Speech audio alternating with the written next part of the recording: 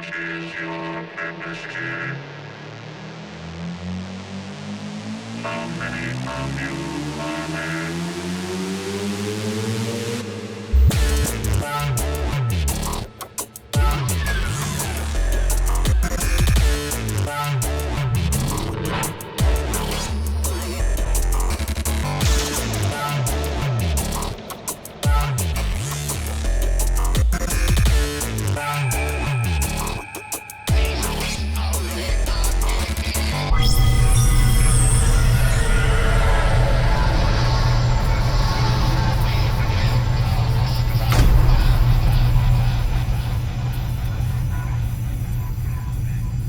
Welcome to Voyage of the Geek for another week. In a very special show, our first COVID-confined studio hibernation show. Joining me, as always, I've got Dan Miller, Tom McGill, and Rick Legato coming to me via the interwebs.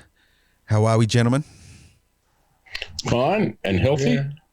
Yes, all alone, separated. All alone at home and socially distant. And almost alone. And of course, we're doing this because of our overwhelming obligation to society and the health and well-being of our fellow mankind, are we not?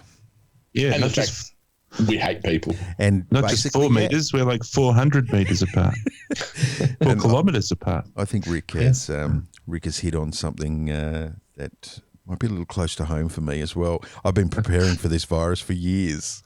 Yeah. There's so many comments you see online with people say, social distancing, be alone and isolated. Woo-hoo. It's my turn to shine. That's it. You know? Yeah. Well, it's I've been great training for this all my life. It's great to have you all, and it's great that our technology is working, and hopefully we'll get through the whole show. And bandwidth is obviously getting pretty busy around this time, with everybody being working from home. So we're going to have a look at the 1981 Disney venture into the superhero space, I guess we could call it, with the 1981 classic Condorman. Something that my childhood has. I've got fond memories of this film. How were you guys connected to it? How did you find this film? Are you like me? You saw it as a young kid? Tom, lead us off. Yeah, I remember seeing it in the German television. I do not remember. I remember a guy. I remember the orange look, the condor, the wings, the look of the guy, the costume, and I remembered a car chase with lots of black Porsches. But nothing else. Nothing else stuck in mind. Yeah, you don't remember the Natalia character? She was a stunning woman, and I think the movie was the audience that I was at that age loved the car chases and the speedboats. Yes, of course. What about you, Dan? I remember it very distinctly, actually. I went to the movies with my uncle. My uncle took us to the movies, took me and my sister to the movies, and we watched Condorman. The best memory I have actually of it is in the car ride home. And for some reason, my sister was, I don't know, she was really grumpy and she was sitting in the back. She didn't like it or something or other. And my uncle, who was driving, would randomly and intermittently sing out at the top of his lungs, Condorman. He'd even wind down the window a little bit and sort of stick his lips out the side of the window and go, Condorman. Yeah, so it is annoyingly catchy. Made a big impression on him all the way home as well. Yeah, it was awesome. It's the entire lyrics for the opening music is Condorman. What about you, Rick? I actually didn't see it in the movies, but I did get it on my ViewMaster. Oh, now explain to the kids out there what a ViewMaster is, Rick. Well, ViewMaster's, I suppose, one of the first bits of, I guess, 3D. Is that how do you explain? Is that what it is? Was it 3D? Well, it certainly had 3D. stereoscopic it lenses was a stereoscopic in it. viewer, and it looked like a one of those things you put on your face when you go to optometrist, one of those. It's got eye place for your eyes, and it's this plastic thing, and it would have a button, and you'd press the button, and this cardboard reel of slides would move, and you'd get these 3D scenes. It was basically a slideshow, yeah? Yeah, a 3D slideshow. But was it scenes from Condorman in 3D? Yeah.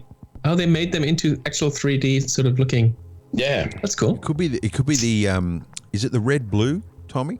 That No, old I school 3D. No, it's a parallax thing. They had two images. It's a parallax one thing, image. Yeah. For each eye. That's pretty full on. I had probably the cheaper version of the view. What was it called again? The Viewmaster. I had the cheaper version, but yeah, it had a trigger on the side, didn't it? And it advanced every time you pulled the trigger. They're probably worth a fortune if people have got one of those mint in the box at the moment. Yeah, I had Mary Poppins. I had Herbie Goes Bananas. Oh, you had all the Disney classics. Yeah. Is it safe to say that we didn't see another superhero film? I can't think of one. I don't think there was another superhero film for Disney until they bought Marvel.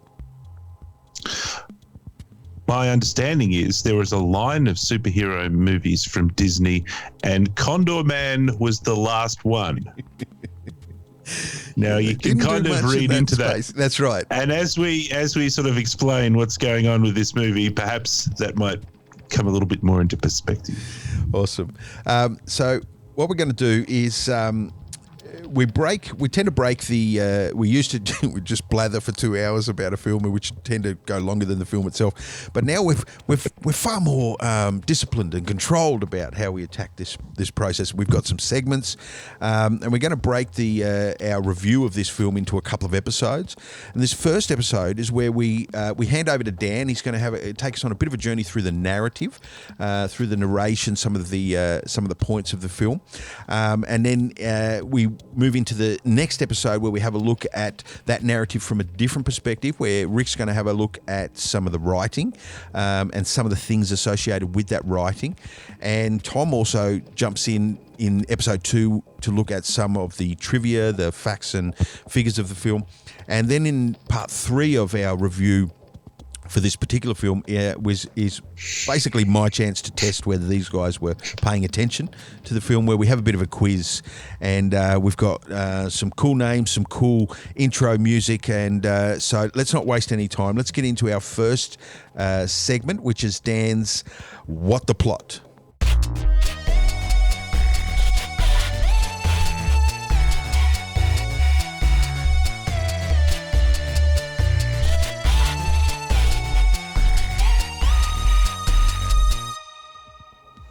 All right, so let's discuss the story. So normally what we'll probably try to do is build up a sort of a description of the story, starting with a sort of a quick description, and then just sort of build up larger and larger, and then go through it in a little bit of detail. But I think we first need to just talk about the characters to get that kind of started.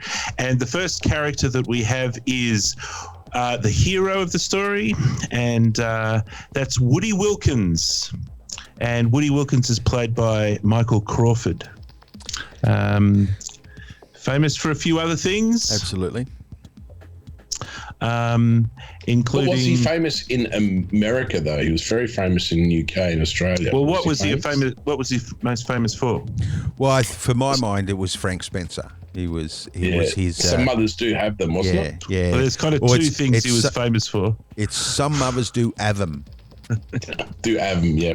Yeah. Where he plays a beret-wearing klutz with a very effeminate, some would almost say straying into the camp voice. And he literally... the cat's done a whoopsie on the rug. Yeah. He's married in it and literally goes through things like a driving test, all sorts of things. And he ends up just absolutely destroying the physical comedy in that series is pretty full on. But to a very large section of the population, he's more famous for something else, isn't he, Dan? He's more famous for Phantom of the Opera. And for the people who used to watch Michael Crawford in this campy, cheesy monstrously slapstick British comedy. It was a bit of a shock to the system to see him turn up in Phantom of the Opera singing around, singing all the songs and stuff. So anyway, that's what he's famous for. Our next character is Natalia Rambova, which is a pretty cool name. And that's Barbara Carrera. And I don't know, she must have been in a whole bunch of other things. Can anybody think off the top of their head?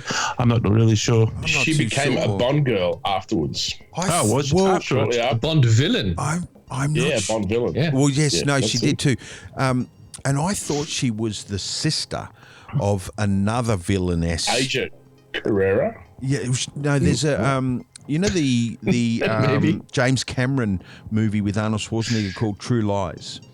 There's a female. Tia Carrera. That's Tia Carrera. That's Tia Carrera, and I Still thought it. different name. They only have I thought they were sisters gender because in they common. look very similar, but no, nothing to do with No. that at all. No. Okay, so there's Woody Wilkins, and then there's Natalia. So there's Woody, who's the hero, and then there's Natalia, who's essentially the love interest. And then there is Harry Oslo, played by James Hampton, who's a rather famous actor, Yes. who is literally starred in, I think, literally exactly about 1 million movies. Yeah, he's been in a lot of stuff. Probably Never as a main ever. character.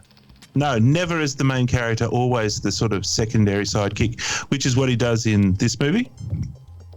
There's also another rather famous actor.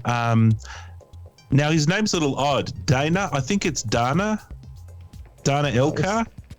I don't know quite how- That's how I always Dana. pronounce it. Oh, okay, I know. yes, yep. Sure. Dana Elkar. Anyway, he plays Harry's boss. So Yes. that's the kind of heroes. So we've really got a main hero, love interest, and a sidekick, and then there's a random boss character who turns up every now and again, and then we've got two baddies.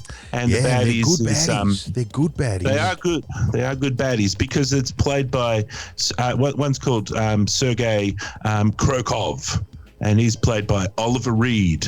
Which I think the He's a good personality. bad guy. I think the personality of. I think Krokov's character is one of Oliver Reeves' personalities. It does look like it, yeah. Yes, yeah, Oliver Reed. He does it so well. yeah. I've got a feeling He's it's so one of the scared. many Just- faces that he sees in the mirror is that character. Yeah. He I just don't know needs to look at the camera and you get a bit scared Yeah. or intimidated. I think somebody in a review, because I read lots of stuff about the movie, somebody used the word the scenery biting Oliver Reed in the movie. and I thought, not that he actually bites the scenery at any time, it's just that notion. He gets very shouty in the movie, very It's shouty. overacting, yeah. It's an endearing term. He's He does famous. So it he's- chewing. He's famous for getting on the piss and going on talk shows and stuff like that. Yeah, And of course, yeah, he yeah. died. He died halfway through Gladiator, and Yeah, it was a wild ride, wasn't he? and like massive drinker. His insides would be pickled. And yeah, he was. There were demons, and I think his fight with those demons is what we saw through those characters that he brought to the screen. He was an impressive actor. So he's playing the chief bad guy. He's the mustache KGB. twirling, shouty bad guy. And he's also dead straight in it. There's a bit of a comedy movie, but he's like playing it serious as a friggin' heart attack in this thing. And anyway, he's got an offsider, which is his henchman. You know, the evil henchman. Morovich. And that's Morovich. You got to roll Yes, your that's R's, Morovich. Morovich. Who- And, and what's his unique trait? His unique feature? Yeah, I saw it described that he has a glass eye. He doesn't have a glass eye. He has He a has a chrome steel eye. eye, that's right. Thank you. Steel chrome eye. He So has when he no gives you- depth perception. That's what he has, which becomes his undoing at the end. Yeah, we'll talk about that. And it's played by for you guys, was it interesting to watch a movie with the KGB, with the bad guys? We grew up in a world where the KGB were the bad guys. You know what I mean? It was so many movies were based around. And then as we got older, it's more about terrorism and because they were the bad guys. And to step back into that 1980s era where the KGB were really always at the heart of all the problems. Even when you watch Get Smart, you know, really you were sort of looking at the KGB. They just called them chaos. Yeah, it was an interesting time, actually. Don't want to sidetrack us too much, but yeah, it wasn't like there was a hot war, there was the Cold War. So all these movies had this obvious bad guy regime that they could like launch their heroes against. Whereas nowadays it's like, well, who are you going to fight? You know, some weirdo? I don't know. All right. Very good. So let's break this up. This story could be like, I was thinking about it maybe in the terms of a journey of the hero. I don't think it really is a journey of the hero. No. So I went for a sort of a 3-act structure. Yeah. So Act 1 of the story sees our hero character, Woody Wilkins. He's essentially on the Eiffel Tower in a Condorman suit. An ornithopter hand-operated, flappy-winged Condorman suit.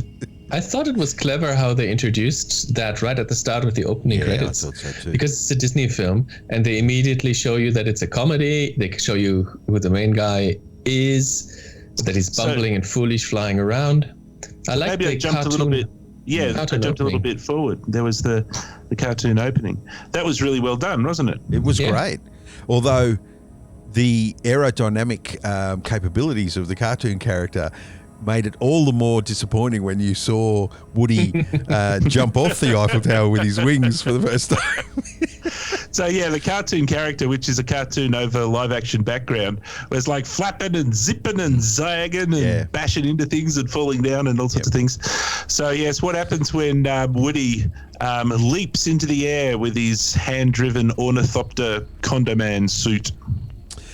It doesn't end well, and he ends up into the drink. Is it the Rhine? What's the river that goes through? The Seine. The Seine. That's it. The Seine, Rhine.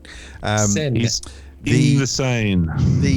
I think it's worth noting too, if we don't circle back and talk about it, there were some tracking shots in that opening sequence because it's live footage background and cartoon over the top.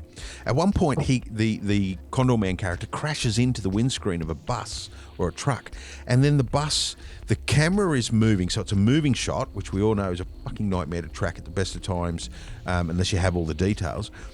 But the bus is actually moving as well. So the character, the 2D comic character, is actually mapped perfectly to the front of the bus as the bus comes towards the camera. Yeah. And so it's worth mentioning anyway. If we don't circle back, I thought whoever was involved with that in 1981, they did a pretty good fucking job. It was bloody Disney Studios. It's a Disney film, so they should be able. Like, if anyone could do it, it's them. It could have been. So yes, they were animating on top of the live action these background, right? Could have been one of these guys that went on to Pixar. It might have been Lasseter. Give me a minute, and I'll look it up in the credits. It's probably in there. Go for it, but Dan, you go continue. All right. So Woody then jumps off, and he kind of flaps his wings, and then he kind of crashes. So his suit doesn't work works so very well. But his mate Harry, so this is the offsider, Harry Oslo, is there to sort of pick up the pieces, and they pick up the pieces and say, "Shucks, gosh, damn it, that didn't work very well," and then they go off home. Right? Can I tell you something interesting? To get you off track again. The title animator was a guy called Michael Cedino, and I thought, okay, fine. There's Disney Studios. They just took one of their animators, one of their good ones, maybe, or maybe one of the not so good ones to do the titles. It turns out Condorman was his first film, and then he went off to animate on The Fox and the Hound, Little Mermaid, Rescuers Down Under, Princess. Every Disney movie since he has been an animator on. Wow. But Condorman was the first movie that he's being credited for. No wonder they held on to him. Yeah. Yeah, that's impressive. Well, it looks like at the moment the movie's getting upstaged by its own title sequence. Sorry, shut up now. No, it's like... We're on the clock. It's true. It's really well done. And as Dave was saying, the matching up the cartoon character with the live background plate so that the Condorman smacks into a bus and then the bus drives off with him smacked on the front was very well done. All right, so we have to now we head back home to Woody's studio, and we find out that Woody is a cartoon artist who makes cartoon comics, and he has a whole bunch of drawings all around him, and he's doing a few drawings. Condorman's his main character, yeah? Condorman's his main character. Condorman has not debuted yet. Condorman is getting ready for its first issue. Oh, He he hasn't released. other characters Condorman. are Gopher Boy, and there was some other that he mentioned. Gopher Boy really? and somebody Bazooka else. something. Yeah. Bazooka And Jim. yeah, Bazooka Jim, and strangely, Sponge Man is another one of his characters. Possibly Nobody in the world knows Condorman at this And point what's in the time. theory as to why he needed to jump off the Eiffel Tower, Dan? What's his premise? Why does he Because- have to do that? because Woody is a, he likes to make sure that his cartoons that he's developing are authentic. Yes. It wouldn't be right or proper, if he was to depict in his cartoons anything that he wouldn't be willing to do himself, or like a MythBuster somehow proved It that had it to be could actually possible be done. to appear. Yes. In order to appear in one of his comics, it had to be doable. And the and possible. reasoning is because otherwise the kids wouldn't believe it. That's right. They'd see through it in a second. Those kids, they would not believe it. Wow. Okay, so And what about his Harry? well, hang on. Next question with Harry is, where is Woody's studio? That's what I want to know. Where is its physical location? Like normally? His actual Or- studio, No, or the, his? the one, no, Woody's studio in the movie. Oh, that it's we're in just Harry's It's in apartment. Paris. It's crashing on Harry's sofa. Yeah. because I got the impression that somehow it was in the USA, but Yeah, that it's in New obviously York. can't be in. Well, how can it be in New York and next to the Eiffel Tower? No, well, he's Harry visiting. says this line, and it's got exposition, deliberate exposition written all over it, where he says, Stamped all over it. Take this for instance. You come to visit me in Paris, and because you want to get the feel of it, and because Condorman's next episode is going to happen in Paris or whatever. But he actually makes a point of saying that there's plenty of homegrown action in New York. I don't know why you need to be here, sort of thing. So I got the impression he's based in New York, but he's lounge couch surfing Yes. with his buddy in Paris. Yes, Right. and why won't he write about New York? What's his Because he says excuse? Superman has it. Superman that's has right. New York That's right. undercover. That's right. That's right. That's right. So let's just go through what he's thinking. He's like, I'm going to develop a character. He's going to be called Condorman. I'd better go to France to ensure that he can jump off the Eiffel Tower Yep. and fly his condor wings, Yes, right? exactly.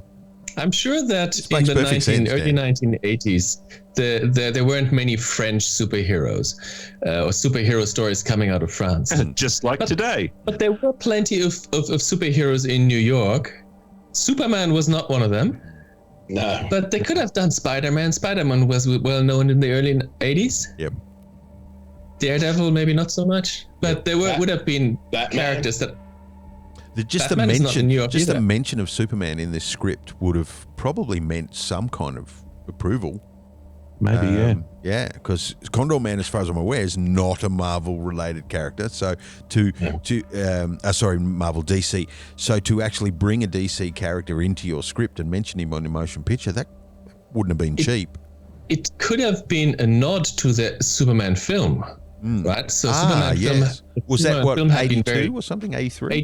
78. So it's like three Okay, that was- years before. Disney had just done it, really. Just done it? So- Almost just done it? Well, Superman is not a Disney It's film, not is it? Disney. That's a Solkine. Wasn't it? No. Yeah, Solkine Brothers or Solkine. Oh, okay. But it had been very successful. So Disney said, hey, let's make a superhero film because superhero films are the thing at the moment. So that's why they made Condorman. And so this might be just a wink because everybody knows that Superman is a superhero. And that might be why they felt the need to mention him. Yeah. Yeah, just to put him in the right genre. But I thought I'd mention that Marvel actually made the movie tie-in comic of Condorman. Oh, really? Let's save that stuff for the trivia. Oh, yeah. Because, and this is something that you might Good want to Dan. pick up on. Yeah. Well, no. I don't want to not steal day your one. guys' thunder for later on, right? I'm now looking, as I'm studying this movie, I'm now looking for the inciting incident, right? So we've understood that there are the characters and there are two friends. Oh, and we also learned that Harry, his offsider, is works for the CIA. CIA guy. Yes. Yep.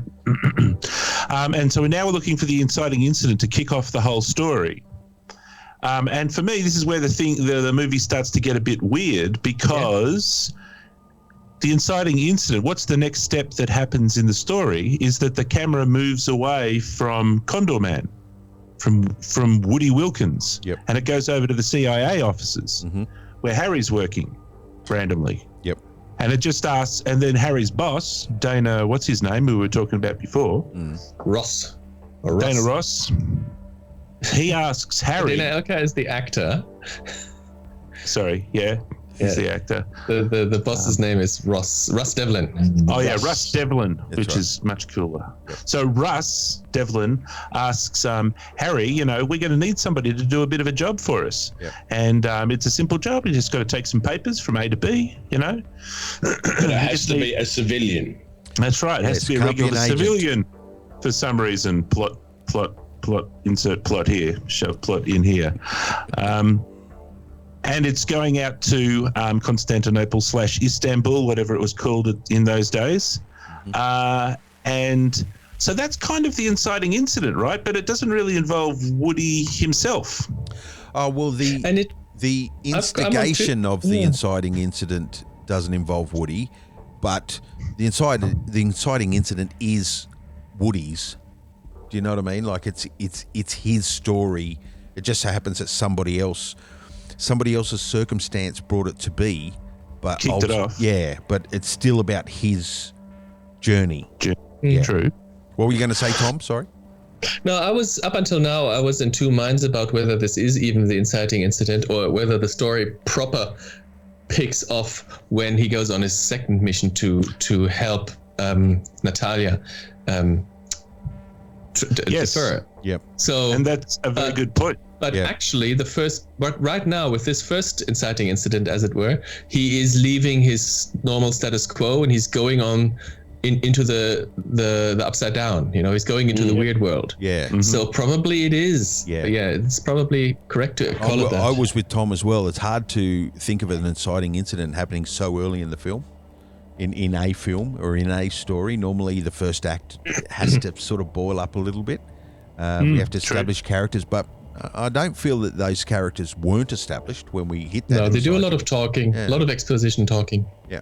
Okay, so there's another important point that happens next, and perhaps this is part of the inciting incident, I'm not sure. But Harry goes over to Woody's place and says, hey, look, Woody, we got to do a job for the CIA, and it's just got to take some papers over to Istanbul. It's pretty easy. What do you think? Do you want to do it? And Woody's response is gushingly yes. Yes. Are we correct? Yes. Right? Yes. He says, hell yeah, I want to do it.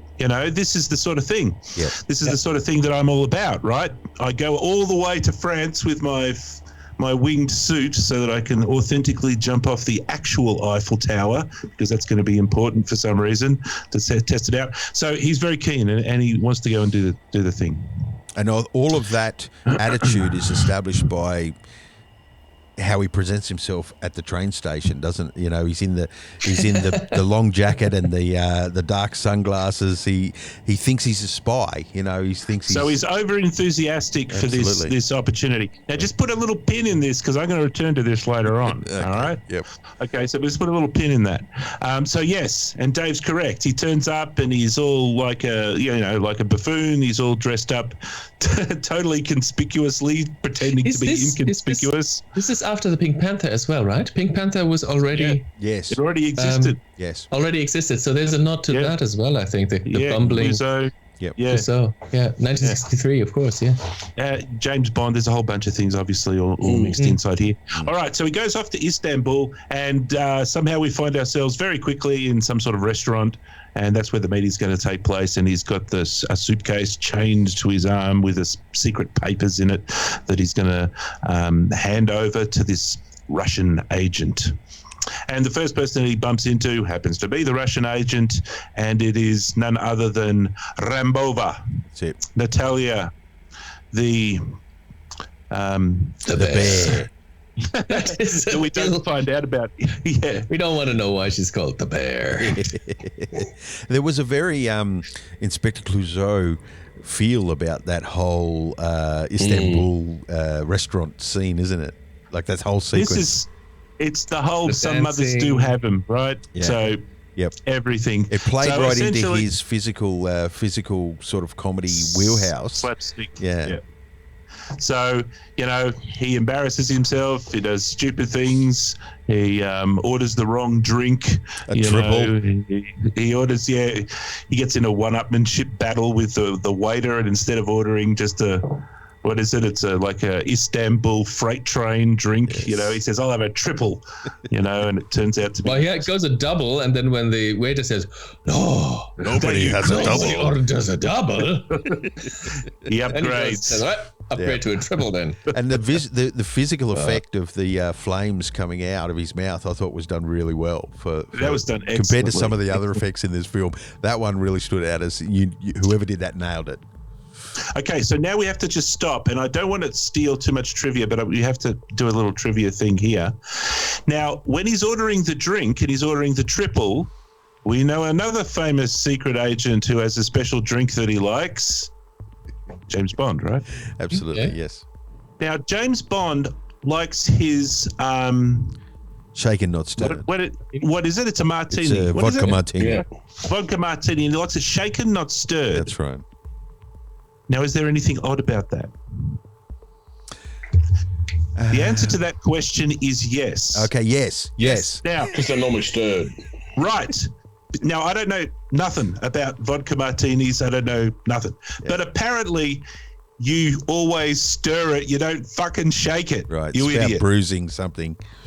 Something like that. Yeah. Bruising the... Yeah, whatever. shaking makes it more opaque. It mixes them. Stirring keeps it clear. Yeah. Shaking makes it and more I think opaque. it's But I to have do no with clue the what it does ice. to the taste. Like when you put ice in a shaker and you shake a clear alcohol, what happens is it steams up. It sort of it goes that opaque glassiness. Yes, but if you stir it, it stays crystal clear. So when James Bond goes in there and says, "I'll have a vodka martini, shaken, not stirred," he's actually pulling a Frank Spencer. He's like, "You idiot! Yeah. You've just given yourself away as a goofball." But somehow that gets sort of flipped around to be the coolest thing ever because James Bond wants that. So anyway, all right, moving right along. So there's a big sort of a fight scene. It's a comedy fight scene where he's sort of bumbling and he accidentally turns around with his suitcase and knocks out a bad guy, and a bad guy throws so a slapstick, dagger. isn't it? Yeah, throws a dagger at him, and he just happens to lift up his suitcase randomly, and it sticks in his suitcase. The dagger sticks in his suitcase. And There's a magic moment in that sequence when he sort of goes behind a petition and a guy follows him, and he accidentally sort of ducks out of the road, and the guy punches the steam button on the cappuccino machine, and that's how he dispatches the guy. And then to her, what she sees is the bad guy running from behind the petition, holding his face as if he just got smashed by Woody. And while she's looking at, there's this really cool shot where she comes into shot, sees the bad guy go past her, and she's still looking at the bad guy exit the room, but Woody just comes around from behind the petition, and he's got this look on his face like, holy fuck, what the fuck just happened, sort of thing. And then, but she's thinking he's a superhero, right? Because he's just dispatched all these guys. And then she turns to him and his face just drops into the superhero face. And all that is in this one shot. I think it's really cool. And the whole time he's covered in cake. Because he's been thrown on trolleys And full that's of where the desserts. music changes at that point. That's because right. if up to that point she thought of him a little bit as an amusing sort of civilian. Yep. Because she sees through him playing himself up as Condorman and flouting his codename about. That's right.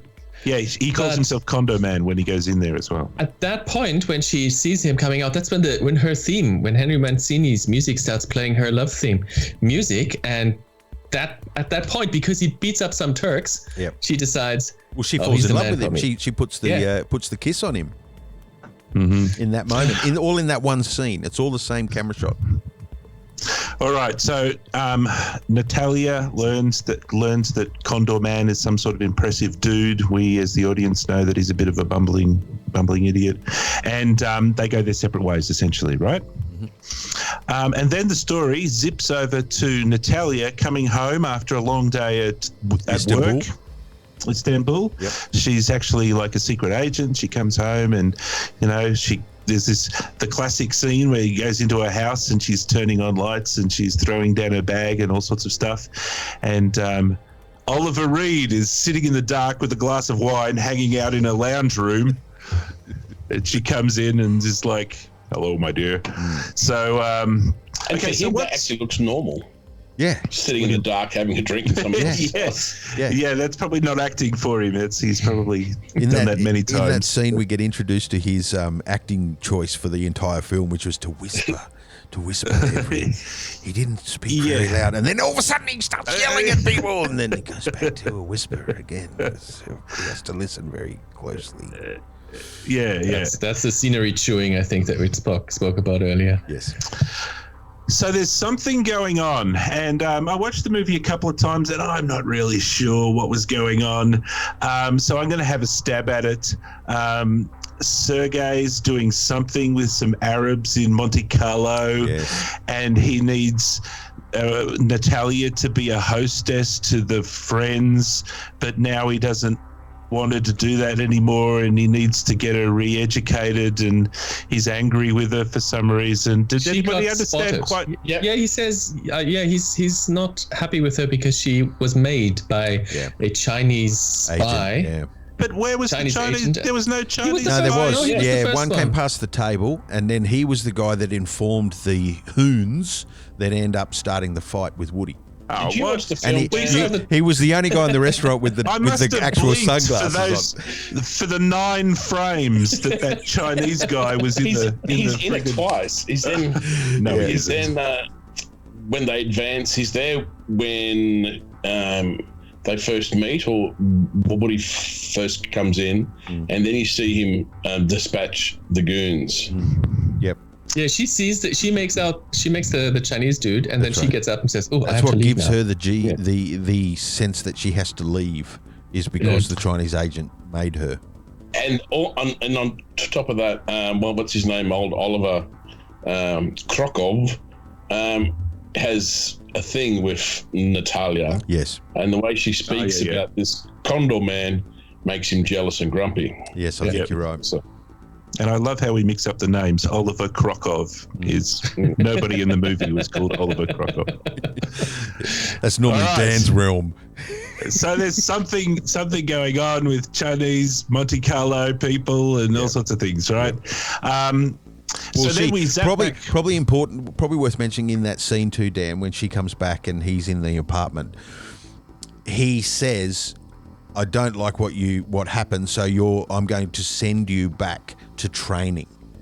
Re-education. And I think that is the catalyst for her decisions about to happen. Her decision to defect. So yes, no, that is true, and we as the audience have to think back to that conversation to kind of remember that. But yeah, that's kind of when she decides. But in the story, we don't know that yet, yet. Yeah. So we zip back to Woody, who's in a sort of a euphoric daze, and because he's a cartoonist, he's drawing. He's like covered the walls in pictures of Natalia all over the place, and he's just invented his new comic book character. And what is he named? The sweet Natalia, as in his comic Laser book. Lady. The Laser Lady. Laser Lady. Which is a really cool name for 1981, but it's a bit lame.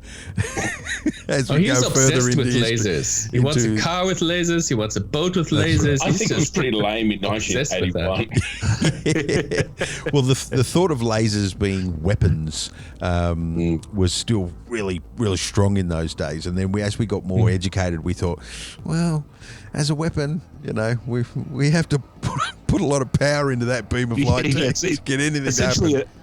It's essentially a torch, But anyway, okay. So then we just have to zip over and do another plot point. So we have to wrap up the how well the document handoff has just done. So we're back over with Harry and Dana. What's his name? Russ. So we're at the seat. Nobody in the movie called Dana Ross, Dan. With There's Diana Ross. CIA, Diana Ross, the CIA crew. Diana Ross. Pop singer. Would be cool if she was in the movie, actually. But we're okay. So we're over with the CIA, and they're kind of wrapping up. And so they wrap up, and that was cool. That all worked really good. But Russ Devlin says that,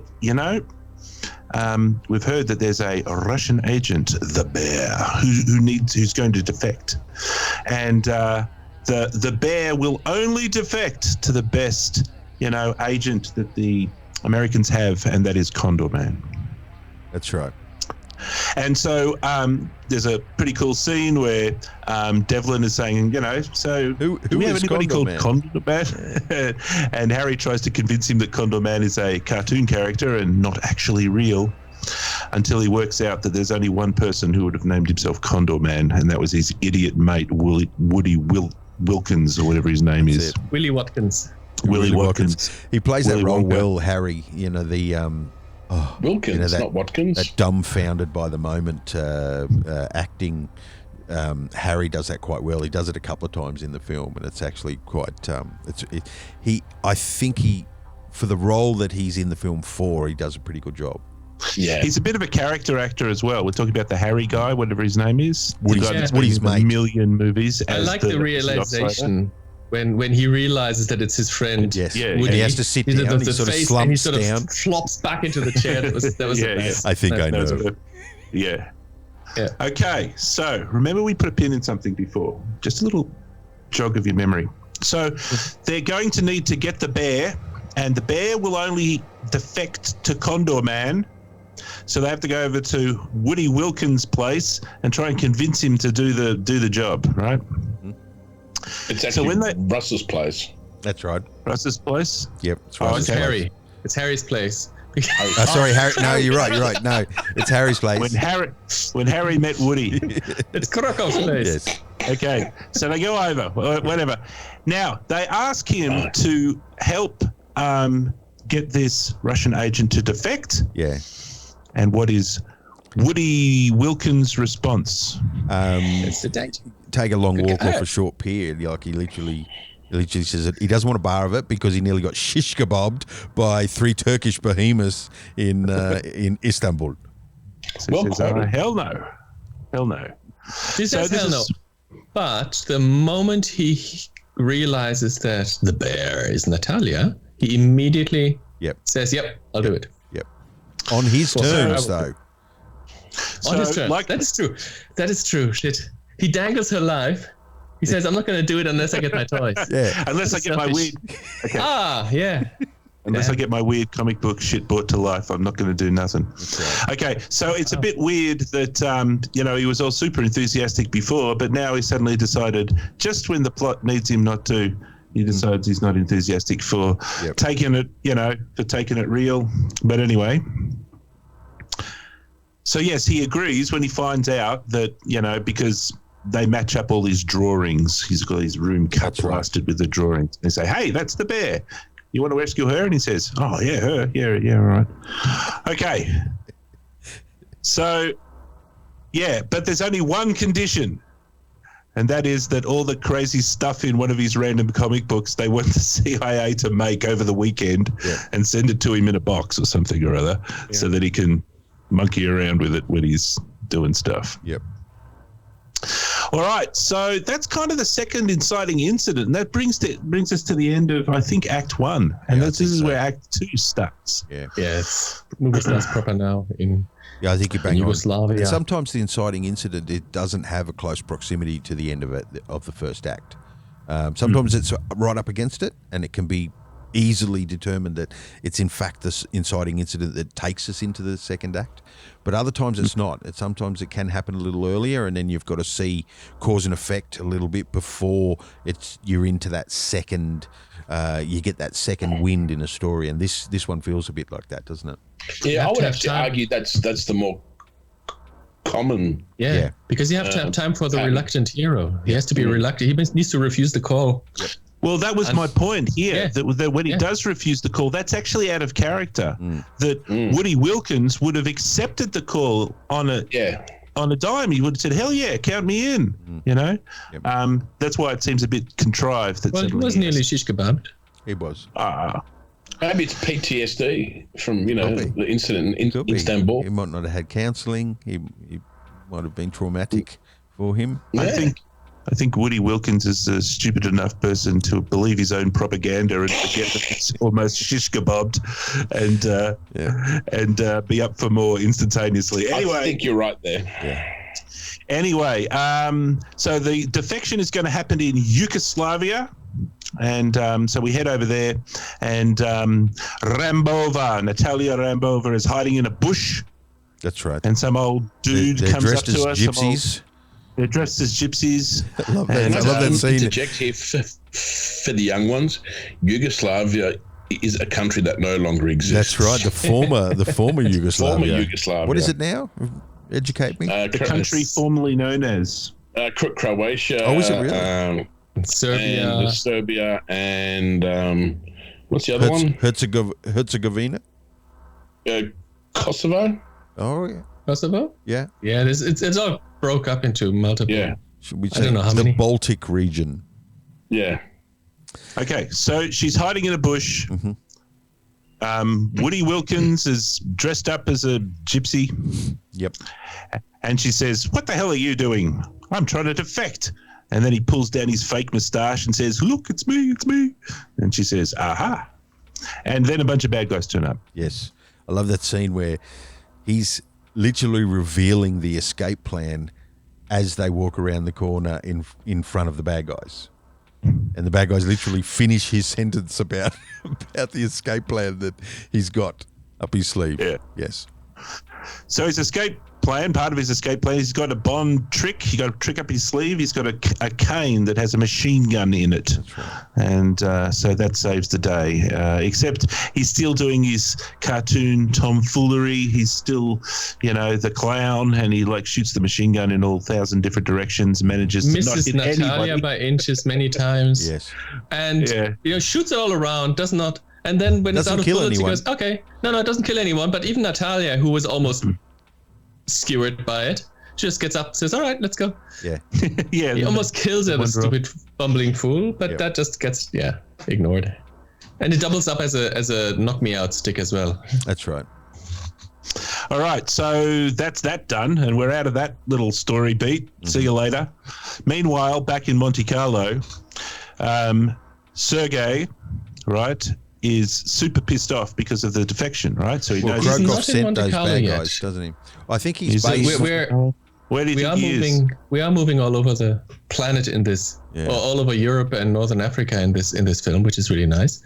But he's at the moment in Moscow, as far as I got my things Okay. correct. But he Yeah. calls the KGB crack team of stunt drivers, That's right. Mm-hmm. Killers. and they What are are they called? The Petro. The Brognovic. Brognovic. But they must be stationed right In there Yugoslavia. in Yugoslavia. Yeah. Yes, because Because 10 the seconds local, left. the local villages know them by the sound of their engines. Just echoing through the valleys is enough to Well, wasn't send them scattering. Yugoslavia part of the Eastern Bloc? I think it Back was a then? Russian. I think it was part of Russia, wasn't it? At some It was point, not part of the Soviet Union. wasn't it? No. But it was a satellite state of Yeah. the Soviet Union. Maybe. It had a lot of Like influence in Hungary. there because I don't. Yeah, I got a feeling there's always been a very heavy KGB influence in that part of the world, the Baltic section of the world. Okay, so he's Sergei has sent down the goon squad down to go into Yugoslavia to go and get these guys, and we're going to now hit one of the best bits of the movie, right? So for the people at home who haven't seen it, we've got a goon squad made up of 5 or 6 Porsche. Five. Yep. Porsche 911s, Yes. right? Black? And they are all Black, yeah. black. Yep. Right, Biggest matte black. spoilers you could possibly fit on a car. That's it. And all of the drivers are wearing helmets and black leather and have black masks over their helmets. And the lead Except- car has a little radar on the Yes, a little entrance. tiny radar right. on the roof, which is friggin' awesome. Driven by our number 2 bad guy, Morovic. Morovich. And then our heroes are suspiciously driving around in this awkward-looking junky old Gypsy truck. wagon. let's say a slightly fat-looking, junky old truck. Yes. Okay, and There are very many. I wouldn't say racist, but what do you call it? Well, there's certainly a anti Tropes of gypsy, some stereotypical gypsy the Arabs tropes have thrown in hooked there. noses, and the gypsies have overloaded car stereotypes. It just they really play the stereotypes very strongly. So the gypsy van has to be loaded over the front and over the back, and parcels and packages. wide as 2-lane roads. Nothing else could overtake it. Yeah. And the motor has to sound like when he shifts the gears, it needs to go. Yeah. All right, and Very cartoony. yes, and the bad guys. Now, in the movie, the guys driving the black Porsche 911s are some sort of precision driving team, right? So when they turn corners, you know, they are the KGB pursuit squad. They are superb drivers, and they are dedicated killers. That's right. dedicated killers. Dedicated killers. That's how it's being described. You imagine the job ad for that. Yeah. You're not taking it serious. He's only. He's only partially enthusiastic killer. So let's see your resume. What's your portfolio? All right, so these dedicated killers. So eventually, you know, they start tailing the heroes, and then they start looking menacing, and the heroes are kind of looking in their rear vision mirrors. And Natalia's freaking out. She knows who they are. Freaking out. That's right. She knows it's Sergei come to get her, and they're in deep trouble. But fortunately, Condorman has everything under control, and he presses a button on the car. They start and then to lower down in the cockpit of the truck. And then they're bathed in a green light. That's right. And the top of the truck is just all fake. It's just a fake top, and it all falls away. And there is the Condor car. What's it? The Condormobile. I don't know what it's called. The Condor car. I don't know what it's called. They should have named it. I don't think they named it. They should have. No, they didn't name it. The Condor car. Maybe the this Condormobile. Condormobile. That'll do us. And it it's zooms out from underneath the shell of the gypsy it drops truck. away the shroud. And then the chase begins. And the car is called a Nova Sterling. And you know how I know that? I'll tell you. How do you know that? Because I went to the Internet Movie Car Database. Didn't you find once the Internet Movie Gun database? Yep, that exists. This is the Internet Movie Car Database. Now, for those who are at home and can't see this, including my compadres here, what I am looking at is the Condorman page, and there's about 52 small thumbnail images of every car in the movie. Okay, nice. And there's like traffic in the movie, right? Traffic, right? So, and all of the cars are named. So we've got a Fiat 500, we've got a Lotus E-Spirit, we've got a Mercedes-Benz 450. I love the dedication of the internet. Thank you to the internet. All right, Everything is in there. Everything literally is in there. Movie car database, maybe Dave's looking for it at the moment. Do you know? Yeah, there it is. That the Nova Sterling, that was a kit car. That you could get that sent, like the chassis, which is a fiberglass chassis, that you could actually build it at home, provided you order the parts. You can get a deluxe version that comes even with wheels and steering wheels and interiors, or you can just buy the basic version, which is just the chassis and the windows. And you just put it onto another car. The Voyage car? The actual Nova Sterling that they used in this film. That's the base car, yeah. Wow. A Nova Sterling. Yep. That's the car they use in the Cannonball Run, I think, which is what I found out from the internet database. Yep. It's a damn cool car, Nova Sterling. Anybody listening at home, open up a new tab, type in Nova Sterling. It was designed, the designer who made it designed specifically for the people who watch it drive past and not for the owner. That's what his design ideas were behind it. I need to have a car that everybody wants to look at. Okay. Nice. Well, he Cannonball achieved Run that 2, goal. it looks like. He achieved it, yeah, for sure. All right. So there's this epic car chase, and I timed it. It's 10 minutes worth of car chase. It's pretty cool. Now, once the Condo car has been revealed, it's filled with Bond-esque secret gadgets. So what are the secret gadgets and what do they do? There's fire. Flamethrower out the back. There's a flamethrower out the back. Yep. What else? What else? There's laser beams out the back. Yep. Two There's packets of laser. A packet that shoots down One in the middle and one on at the road and one on the outside. sides. And those allow our precision driving team to carefully dodge the lasers by coming together and shuff- splitting apart. Yeah, like shuffling a car, Which is awesome. cutting and take shuffling a the deck. Voyage very seriously after that. Yeah. It's got a bloody ramp, which defies all laws of transforming. Sort of So the car is a sports windscreen car, ramp. so it's kind of ramped at the front, but extra ramps come out to make the car into a drivable stunt ramp. That's right. Which is useful when somebody's attempting to ram you. The user interface inside the car is interesting. Big, massive yes. buttons. Yes. And how 2 many? inch by 2 inch buttons. How many buttons?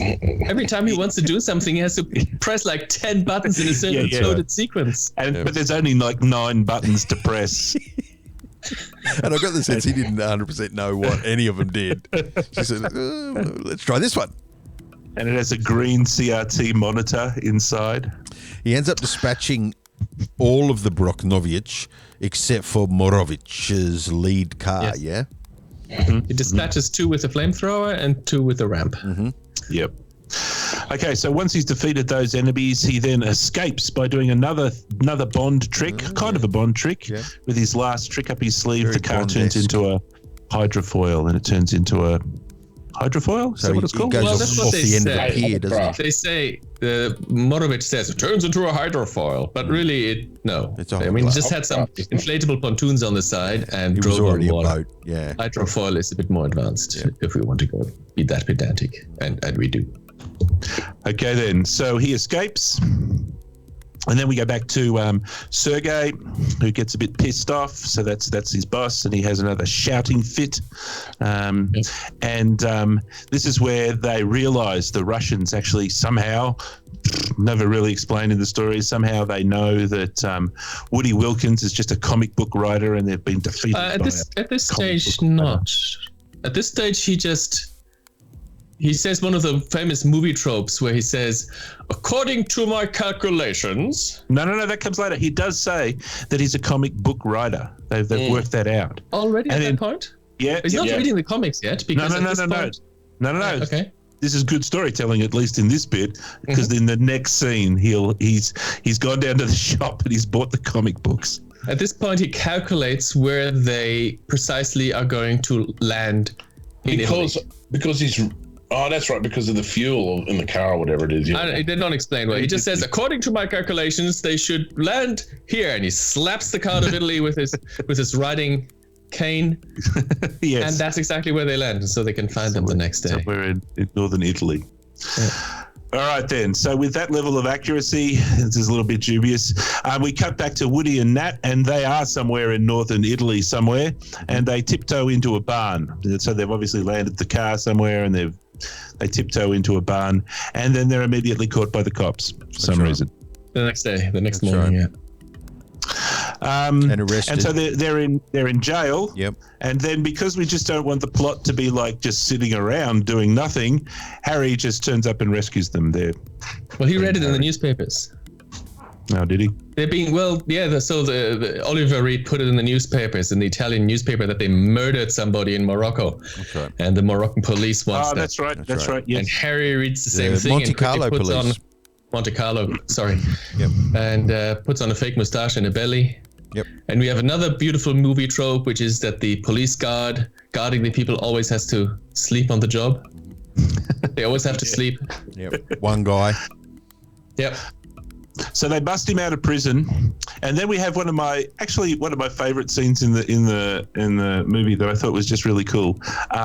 Is that they're running through the town, and then Morovich and his goon squad, he's got another goon squad and a spare goon squad, they turn up. So the good guys see the bad guys, the good guys turn and run, the bad guys chase. And it's a second chase for the film, isn't it? It's a foot chase. It's a foot chase.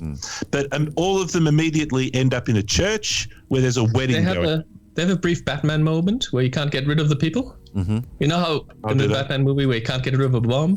They run down one road and there's the bad guys. They turn around, they run down the other road, and then there's two guys with a ladder. And then they run up the other road, and then there's a wedding ceremony. And they run up, they keep getting hemmed in as they run down these narrow roads in Italy. Yep. And then they join that wedding ceremony and go into the church. So let's go through what happens in the wedding ceremony, because I think this is really cool. So there's the bride and groom. Harsh, you reckon? It is horrible what she's doing to that poor bride. Yes, true. It's very horrible. So they're in the audience, for want of a better term, and they're sitting in the pews. And Morovich and the goons break into the church, and as they start to walk towards them, Natalia comes up with the idea of she's got to save them somehow. Causing a so commotion. Yeah. So while the marriage is going on and it's just about to be finished, Natalia stands up and says, "You can't marry that woman. You're because married to that me. guy is married to me." And so the guy who's married to her turns around and says, "No, I'm not." And so they have a little bit of an argument. And she ends up saying something about her uncle, and he says, "Who's your uncle?" And she turns around and points at Morovich. So that's my uncle, and that starts a fight between the groom and Morovich, and then all hell breaks loose, and they sneak out. I've got the scene down here, and I think it's really lovely. It's really well put together. She says, "I'm not your wife," and then she says, "Uncle Luigi and I have come to take you home. Don't you lay a hand on me." And because he's grabbed Natalia by the shoulders, and so then the groom says, "Yeah, who's going to stop me?" And that's when she points immediately to Morovich and says, "Uncle Luigi." Anyway, so then this big fight starts happening. Even between two old grannies, that's the best. They're giving right? it to each other. You, if you slow that shit down, I think there's maybe a little bit of history between those two old girls. So there's this, the thing erupts into a big fight, and for some reason, two grandmas in front of the camera start having this big shoving match. The two families, the family of the bride and the family of the groom, join in. Yep. And they just got so enthusiastic with all of the fighting that they just decided to. The most enthusiastic ones are the altar boys, who are sitting there giggling and grinning from ear to ear until the cleric takes them into the back room. All right, so after that they escape, and then we kind of reset. We're back to where we were before. The good guys are loose somewhere in Europe, and we're back in Monte Carlo or Moscow or wherever it is, and Sergei's pissed off again. And this is where he has the comic books. And so he's gone down the shops and he's bought some comic books because he knows Woody's a comic book artist. That's right. I think they're now in Monte Carlo at this point. At some point we see them make that move. And so there's a cool scene where the frustratedly angry and explosive Kharkov is quietly reading a comic book, and some other stuff's going on. And then it turns out that all of the secret stuff that Condorman has, all his gadgets and stuff, they're all in the comic books. Yeah. And he knows where Condorman's next move will be because he can read the comic books. The movie is confusing. I was confused by the timeline because the CIA builds all these gadgets in a weekend. Mm-hmm. I'm also confused by the whole premise of the whole film is that we want to show these gadgets, right? I think Disney wanted to probably sell toys. Yeah. That was probably in the back mind. So they want to have all these gadgets in the film. How do we make a film about the gadgets? Because we have a character, a comic book artist, who will only use things once they are tested. So he is obsessed with those gadgets. Yep. And so here they turn it the wrong way around because he has not had that car yet. He has not had.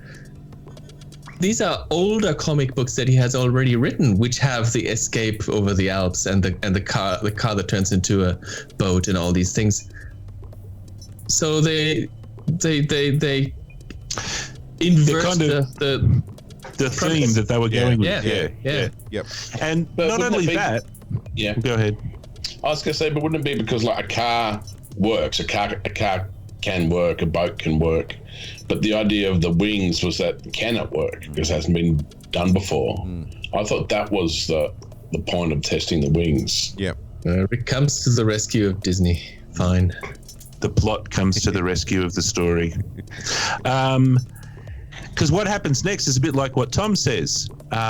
Natalia kind of finds out that Woody's just a comic book artist and he's not the superhero that she thinks he is. And that kind of happens because she sees herself in one of the comic books. The kids in the town have a comic book that has Laser Lady in it, which is Natalia. That's right. Every single kid. Yeah. That's freaky. That is some red rum sort of stuff. It's a there. little All bit the kids are like, that's scary, freaky.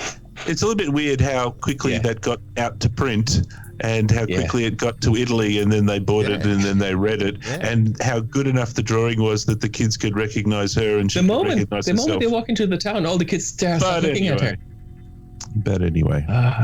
Now, there's an interesting story plot point here. Again, it's another one of the tropes, is that we have Natalia, who kind of loves Woody, but she loves the superhero version of Woody. When she finds out that he's just a comic book artist and not a superhero, she's kind of like, well, that sucks. I don't like him anymore. Yeah.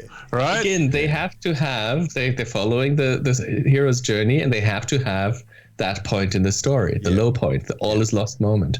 Right. So they quickly sort of wave a soggy all is lost moment at the camera, and then they throw it away and they take it very off quickly. Exactly. Within 30 seconds, so she's dancing with him. What literally happens? Yeah. But Snogging. how is that resolved? How is that part of the story resolved? Oh, she shrugs. I think she shrugs and goes, oh, okay. Yeah. No, not quite. Pretty much. It's Harry. Yeah, it's pretty much. You're right. But it's Harry, Woody's mate, who says, look, Natalia, look, let me come and explain. Yeah. And then the camera moves away, and then it's all okay. Yeah. So we assume that Harry's done a good job. Yeah, but we didn't get to see him it. up. And more importantly, Woody didn't do anything. Yeah. Normally what happens with those things is Woody proves that even though I'm not a superhero, I've got a heart of gold. And I've got, some other thing that you can like. And she's like, oh, okay, I like that then. And then they're happy. But no. It's very much what she is like. She's very, very, very understanding. Yeah. Well, anyway, then we get the next toy because they're going to go up the Swiss Alps, up the Matterhorn or something or other, and there's one of those cable tow things for the what are they called? The mono line things, cable cars. Thank you very much. And they have not cable cars. Cable cars are in San Francisco. Yes, you're right. What are the things that gondola. hang from ropes? Gondola. Hang from ropes that go up big hills. The ropey dangly cabin. Yeah. The ropey dangly cabins, they have them. And instead of using the ropey dangly cabins, they attach. Where are the ropey dangly cabins? Why is that rope spanned all the way up to the Matterhorn with no ropey dangly cabins in the way? That's right. Yes, I know. Because they attach their own rocket dangly things. That's right. Yep. So they can zoom up the wire, but jet they don't. rods. They don't bang Everything's into jet. anything. Yeah. All of his Jet or stuff laser? is jet powered. Have you noticed? These The are car jet was or jet laser. powered, the boat, and the cabley gondoly things were jet powered. It's the way of the future, mate. Jets and lasers. Jets and friggin' laser beams. So they're zipping up the thing on these rocket sleds, and Sergei, the evil Sergei, and Krakov are up there with a Krakow cracking it up. What's his name? Krakov. Okay, I'm going to have to. You continue. I'm going to check because that doesn't sound right. Krokov. Krokov. That's it. Morovich and Krokov are up there, up the top of the hill. Yeah. They're already up the top of the hill because they read the comic book, right? Yeah. And they have a sniper rifle. And so what do? They shoot things that aren't people. Yeah. Yes. We want to kill them, so don't shoot actually them. Shoot things that aren't them. Probably one of the worst physical effects in the film is the falling dummy. Yes. So there's two mannequins that fall out of the sky and land in the snow. That's right. Her what happens. scream was awesome. That was one of the best movie screams I can remember. Yep. And that sequence, that scene in the helicopter is interesting. We'll talk about it later. But her reaction in that acting moment was there's some trivia about that. Or Tom might even know about it. We'll talk about the helicopter. Oliver Well, we'll Reed. save- Oliver Reed's Yeah. acting choices, yes, in that moment were interesting. Okay, so I think that's pretty much it. They for the Act 2, they capture Rambova. I have one question. Yeah, Rambova. I missed something here. Yep. This entire film, this entire defection, she clings on to a big ass sack. So I'm thinking, what's in that sack? yes, Why yes. does she always It's carry that sack with her? But now what's they're the- on the jet rogs, and she's only wearing. She dumped the sack somewhere, and obviously whatever it was not important after all. It's That was and it the was an bear. expensive. That was a toy bear. That was Oh, an that was a bear expensive costume. sack. That was a bear costume. What's the luggage? What's the very expensive luggage that you can get, and it's got like the logo of the company repeated as the pattern on the luggage? Can you think of it? Oh, I know you. Louis Yes, Vuitton. I think it's a or- Louis. She was carrying for that whole period a Louis Vuitton bag, and you're right. Like it's this major thing that she consistently has to carry, and then just out of nowhere, it's gone. Just It's gone, and disappeared. she's just wearing a ski suit. Yeah. I hadn't noticed that. What happened to that bag? What was in the bag? They were going to make a second movie, but they didn't. Yeah, that was for the sequel, probably. Maybe that Hunt was, for the bag. It's called The Bag. Hunt for the Bag. Yeah. Yes. Hunt for the bear sack. That's right. Yes. Bag strikes. Yes. All right. I was trying to think Indiana Jones and the Temple of the Bag. Anyway, okay. So she's back in the hands of the evil Sergei. Krokov. And now Krokov. And now we're into Act 3. Yep. So, they're in Monte Carlo, and this thing with the Arabs is probably the thing that's happening. That we had something to do with oil, maybe, but it was something Oil to do ministers. with Arabs, Arabs and Russians and oil, and something's happening. And we Yep. don't quite know, Yep. or at least we couldn't work out. Well, I couldn't work out. Some party. And so, obviously, Woody, dressed up as an Arab sheikh dude, busts into the joint. That's right. He's acting as Covered the in- And this is- 7th richest man on the planet. Another all is lost sort of thing, because she gets abducted, and at the same time the CIA pulls the plug on the That's mission. right. That's right. They say the mission has been a failure. We're all supposed to return. And Harry says, "No, I cannot leave her. Give me 2 days." True. And so we have another time warp thing where in 2 days he gets the bloody Sheikh persona Yep. and a speedboat and a helicopter organized and everything Yep. behind the backs of the CIA boss, behind of Diana Ross's back. There is a throwaway line in there that I thought was interesting. Woody says, "I thought I had was it something?" Oh, the keys to Fort Knox. yeah, the keys to Fort Knox, and like I can have whatever I want, including the keys to Fort Knox. And Harry says, "Yes, of course, yes, you do, but the orders have changed." So at some point, the CIA gave Woody the keys to Fort Knox.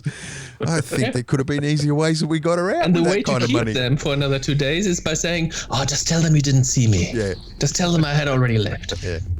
And therefore the CIA builds him all that other shit. In 2 It's days. it's an odd choice to have that story beat in the end of the story there, where it's like the CIA has now stopped the mission, and then Woody says, "No, let's just keep going. Let's finish it and get the girl." But that never pays off. The CIA never come back and say, "Oi, we told you to stop the mission," Yeah. or there's no countdown where they're like their bank account's going to run out at exactly 12:30 and they can't spend the money. So why was that even in there? It's weird. Indeed. Okay, so there's I think we should wrap it up pretty soon because there's only really 1 or 2 more beats to go, but there's some weird beat that just really didn't work where he's dressed up like a bloody idiot again and Natalia's there and you know, for some reason Natalia decides to say that she doesn't love him because, you know, well, she displayed that she was a bit of a grump in the earlier bits, and she's like, "I don't love you, and I don't want you to rescue me." It's You all about suck. love, Dan. Bugger off. This is all about how she loves him, but doesn't want him to get killed by Krokov. So she says, That is it's the the old, you know, where idea. you've got to set, you know, when, what's Harry and the Hendersons, where they got to let the Bigfoot go.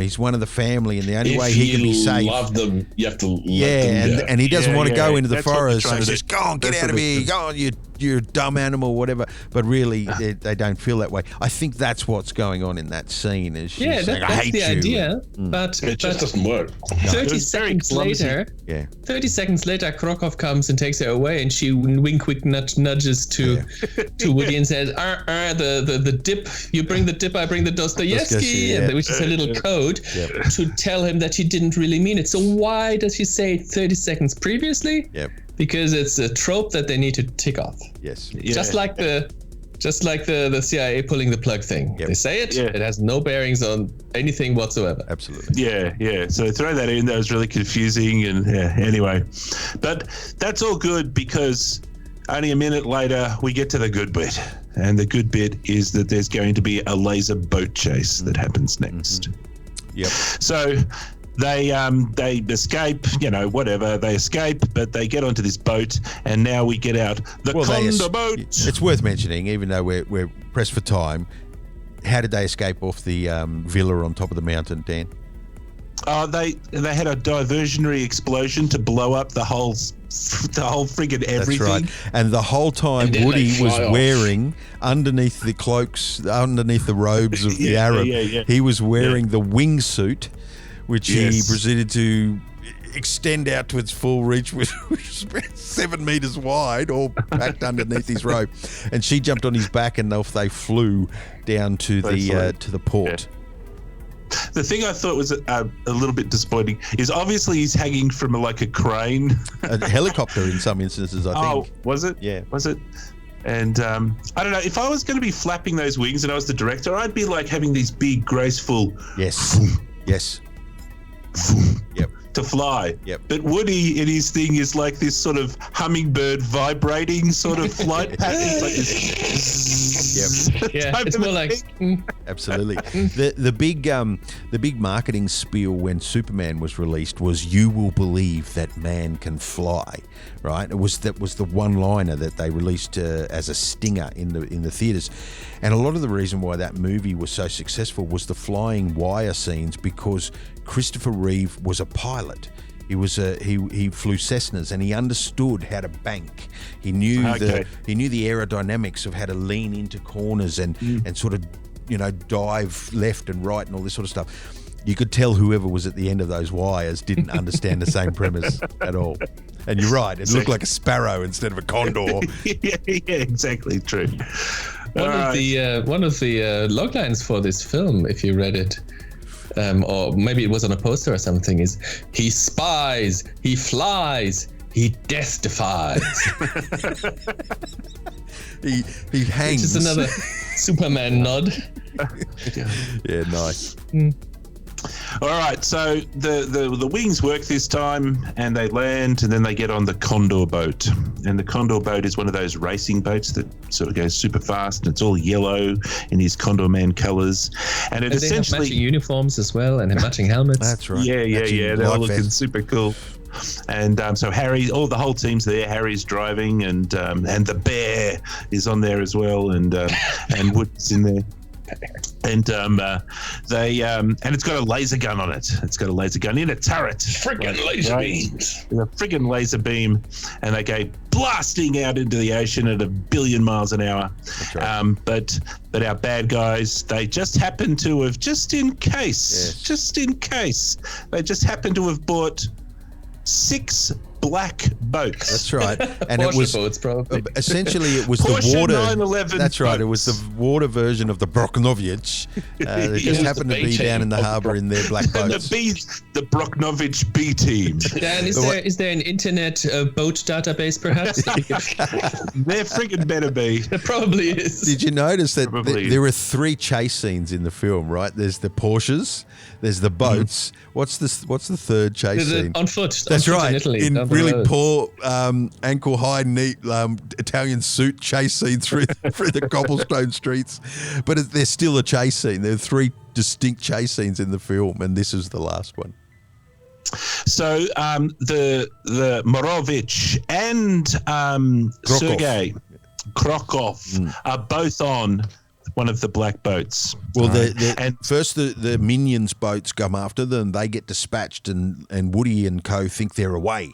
But then Krokov and Morovich come out from behind some cove, and it's a one-on-one chase sort of thing with rockets. And they have the boat with a bloody it's like a rocket launcher. boss level boat That's as right, well. it is a boat. Big not, scarab.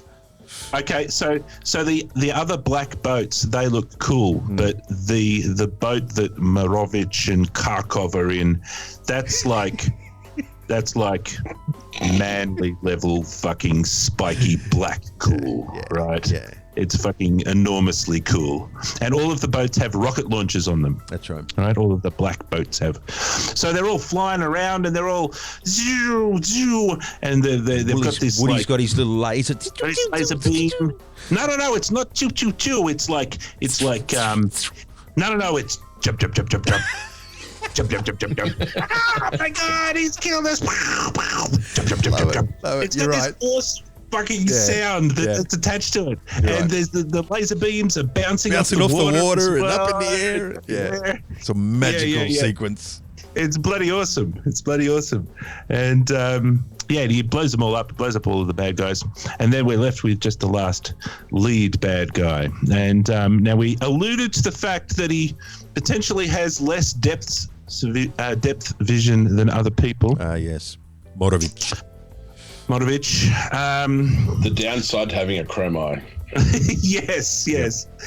You know, it looks impressive, but when cliffs come towards you at a really fast rate, it's a problem. Yes. So he couldn't tell probably that he was going to slam into a cliff, and he slammed into a cliff. Right. So the good guys get choppered out of there. They get the chopper to lift their boat. Now, what happens to Kharkov? There's no Kharkov. I don't know who that person is. It's Krokov. No, it's Krokov. He never gets shown again for the rest of the film, so he's probably coming back in part 2. Yes, he does dive over the side though. He does over the side. He tells him to stop, again, then looks at him and it says, "Fuck this, I'm out of here." Does this quick double take, and then it's like, "Fuck this, I'm out of here." He just sort of, but if you think of the gently insanity, moves past the madman and then jumps overboard. If you think of the insanity of all the gadgets, though, he comes with his wings, gets her off the thing with the wings, then they drive in the car to the boat, and then take the boat and go laser chase, and then it gets airlifted by a chopper. Yep. So they had a chopper all this time? Yes, I know. It's the Eagles from Lord of the Rings, isn't it? Why does the chopper not pick them up? Why do they have the boat chase in the first place? Well, I can give you an answer. You're not going to like it. Woody had to do it his way. Yep. You know, he was the one calling the shots. They must have gone over the border, and the chopper didn't have the jurisdiction to get that close to Morocco or something. Well, Russ, right at the very start, when he was presented with Woody's plan, and he said, "Look, this is ridiculous." He probably we didn't see it on screen, but he probably said, "Look, we've got helicopters. We can just go and get her." He said, "No, I want you to build the car. I want you to build the boat." Morocco business. Yeah, put in your helicopter, but do it at the end. Yes. Where's Morocco? No one's in Morocco. He said to them, "It's Did Monte you Carlo. read episode 3? Did you read episode 3? There are laser boats in episode 3. There is no helicopters in episode 3." Nice. All right. So the bad guys are dispatched, and the good guys get away. The good guys go home and they start doing American things. They watch sports ball or something they go or to other. Sports ball. You're right. They're eating hot dogs and they're all being Americans. Having a smooch. Awkward moment when she gives a lips kiss to Harry in the stands. That was a little awkward. But then I like the very last thing where up in the blimp is Russ with his higher up, and his higher up is saying, "No, we have to use these guys for this mission," and Russ is saying, "No, that's ridiculous. He's not a trained agent," or whatever. And then so Russ has to radio down to Harry in the stands of the stadium, who's talking through his cigarette Marlboro packet. This little aerial mobile phone, Bob. Yeah. And I like that.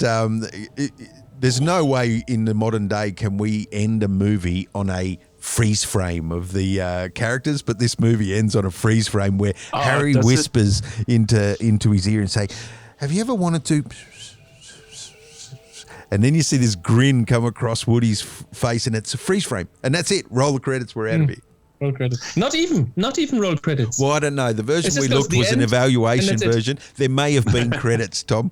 No, that's what even on IMDb they say something about in those days a lot of films had the credits at the start, and with this one it's the same. It's just Yeah, the there end, may and have. that's it. I know that there How was bizarre. one shot in the very start to the animated sequence that we see the animated character right up in camera with his goggles, and in the goggles are a whole bunch of things like set design and sound design. There's a bunch of names in his goggles that don't normally appear in opening credits. They're the sort of names you see at the end. Not these days, but back then, a lot of black and white films had the credits at the start and at the end. Yeah, people just got up and walked out of cinemas. They weren't hanging around for credits. All right. Usually so at the next film starting. Let's wrap this up. I'm going to wrap it up with the last two things. One is a log line, so I'm going to summarize the story in one sentence. When a cartoonist falls in love with a spy defecting to the West, he must use his comic book gadgets to become the comic book creation Condorman and defeat the revengeful pursuers. Yeah, nice. Accurate. And lastly, the last thing I want to do is just a comment. So I pulled out a comment that I just thought was perfection from somebody on the internet, Charles M. And he says, not one of Disney's proudest moments or the greatest movie in the world, but one of my personal favorites. And then he proceeds to give it 1 star out of 10. Which is more about that guy. It's more about that guy than the movie. Not one of Disney's proudest moments. One of my personal favorites, 1 star out of 10. And Because its when I read rating that- is objective, not subjective. Yes, when I read that, that just summed up this movie for me. I don't want to, I don't want to spoil our thing at the end, but one of my personal favorites, 1 star out of 10. Yeah. Well, that was awesome. So that's another episode of What the Plot for another film, and we'll end it there.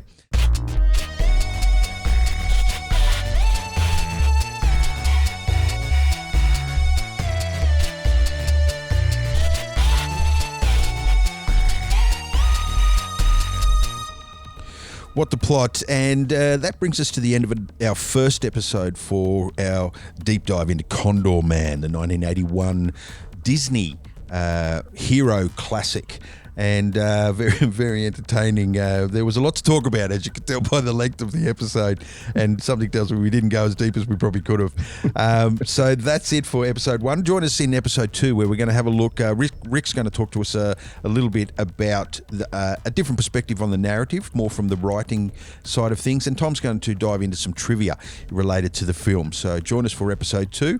Until then, it's bye from me. Auf Wiedersehen. Ciao. How many of you are there?